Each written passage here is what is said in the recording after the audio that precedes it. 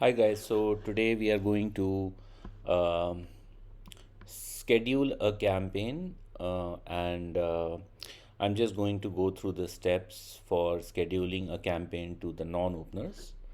So the first step is once you go into campaigns and create a campaign, uh, you can name your campaign.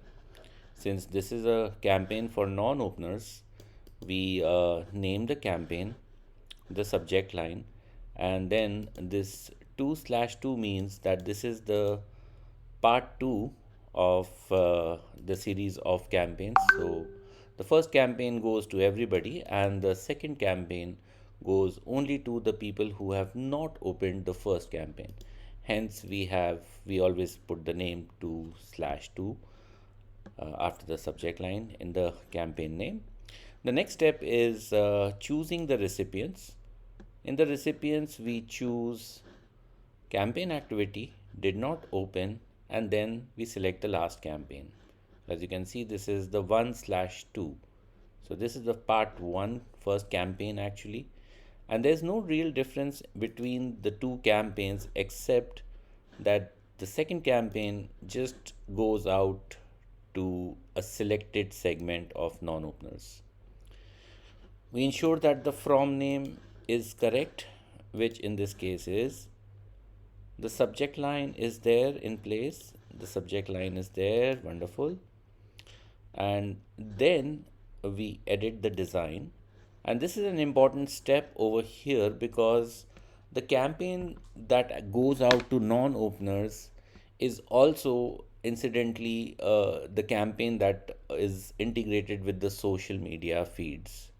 So the first campaign doesn't actually go out to social media feed because the first campaign is on a very tight deadline and we don't actually end up designing the social media banner when we schedule the email campaign for the first email campaign.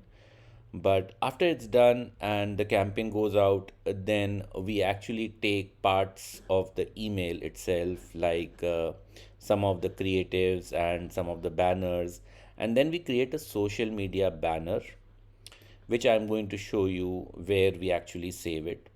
But if you look at this campaign, one interesting point which I wanted to show you here was that you see these merge tags. Now, these merge tags are again a unique feature of the non opener campaign.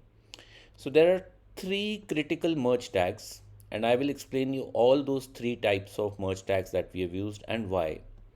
So, you see over here, if not archive page, and then if f name high, else high, just a high.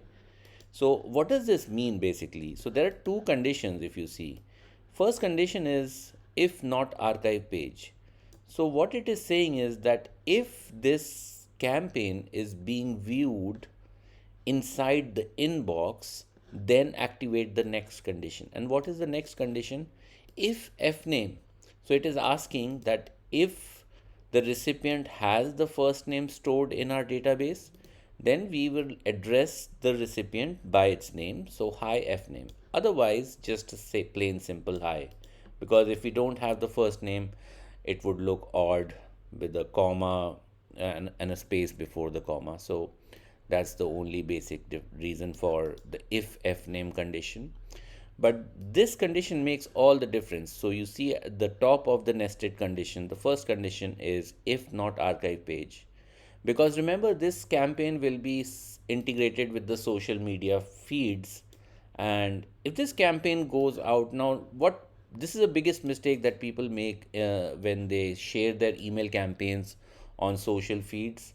They forget about the personalization aspects. Emails have a unique feature where you can personalize each email, but you don't have the luxury in social media.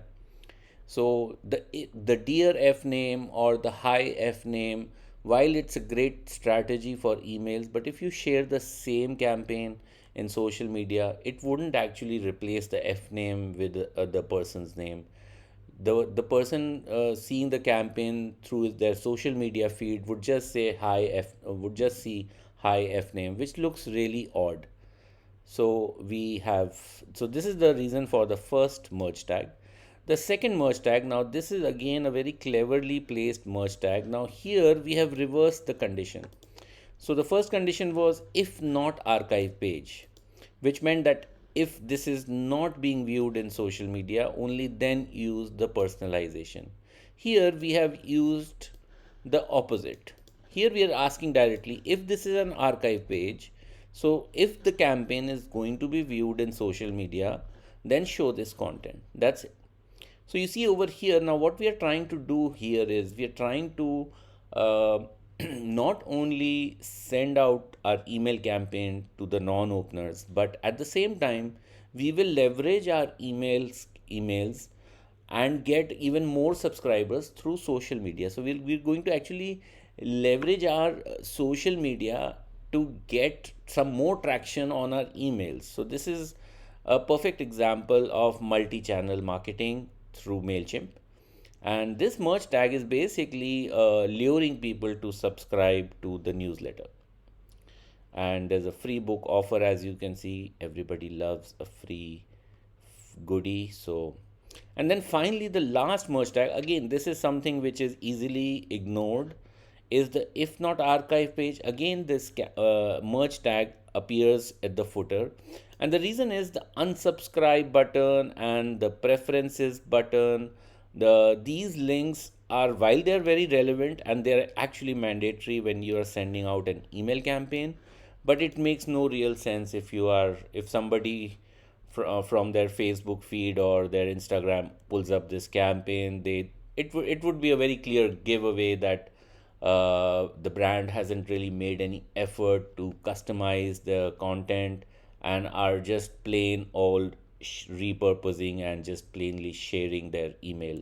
So the in actuality the email campaign itself is now like a landing page, and that's about it. We continue that. So the next step is, now this is interesting. Now the last check that you need to do to ensure that your email campaign goes to your social media feeds is, you see over here right at the bottom there is a section for sharing your campaign. Here you can customize the share link. Here you can just turn on this switch, and then, so there you see I've turned on the switch for Facebook. I've added the content, and this is actually going to be, voila, our social post. Same way for Twitter, same way for Instagram, and there we go. So we are ready to send the campaign out. Thank you guys for watching this video. Have a good day, and all the best campaigning on MailChimp. Thank you.